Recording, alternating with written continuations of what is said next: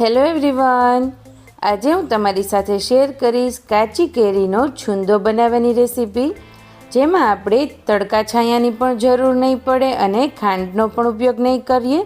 ફક્ત 10 મિનિટમાં બનાવી અને આખા વર્ષ માટે સ્ટોર કરી શકાય તેવો કાચી કેરીનો છુંદો બનાવીશું. છુંદો બનાવવા માટે મેં અહીંયા એક નંગ મોટી કાચી કેરી લીધેલી છે, જેને છોલી અને આ રીતે મોટા કાણાવાળી ખમણીથી આપણે ખમણી અને તૈયાર કરી લઈશું. આ રીતે મોટું ખમણ કરશો ને તો ખાવામાં ખૂબ જ સરસ લાગશે. તો તમે જોઈ શકો છો ખમણ સરસ રીતે તૈયાર થઈ ગયું છે. તો હવે આપણે તેનો વઘાર કરીશું. હવે આપણે તેમાં 1 ચમચી જેટલું તેલ એડ કરીએ, અડધી ચમચી આખું જીરું અને તજ, લવિંગ અને ઇલાયચી એડ કરીશું. ત્યારબાદ તૈયાર કરેલું આપણે ખમણ એડ કરીએ અને હવે તેને સરસ રીતે આપણે સોતે કરી લઈશું.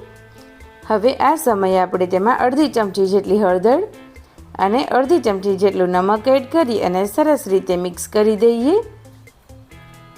કાચી કેરીનો છુંદો દરેકના ઘરમાં અલગ અલગ રીતે બનતો હોય છે, પરંતુ આ છુંદો બનાવવાની સૌથી આસાન રીત છે. આ ફોલો કરીને બનાવશો ને તો તમારો છુંદો પણ પરફેક્ટ જ બનશે. હવે આપણે તેમાં ગોળ એડ કરીશું. જેટલી પણ તમે કાચી કેરી લીધી હોય ને સામે એટલો જ ગોળ એડ કરવાનો છે. તો આ રીતે ચલાવતા જઈ અને ગોળ મેલ્ટ થઈ જઈને ત્યાં સુધી થવા દઈશું. અને લાસ્ટમાં આપણે તેમાં 1 ચમચી જેટલું કાશ્મીરી મરચું પાવડર એડ કરીશું અને તેને પણ સરસ રીતે મિક્સ કરી દઈએ.